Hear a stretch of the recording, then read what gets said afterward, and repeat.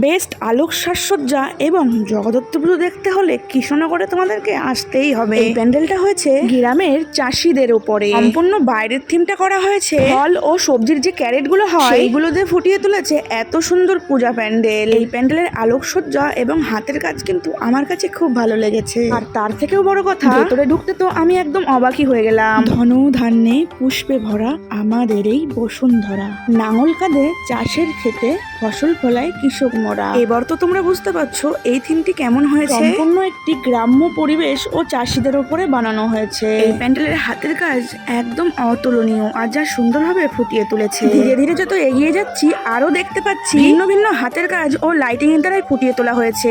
আবারও ভেতরে এসে এই যে সবুজ রঙের চক্রটি বানানো হয়েছে এটা কিন্তু আমার কাছে সব থেকে বেস্ট লেগেছে। সম্পূর্ণ ভিডিওতে তোমাদেরকে দেখানোর চেষ্টা করেছি, এবার তোমরা চাইলে এখানে কিন্তু আসতেই পারো। এবার তবে সব থেকে আকর্ষণ আমাদের মায়ের মুখটা একবার দেখে নি। মাও কিন্তু এখানে সুন্দর করে সেজে উঠেছে।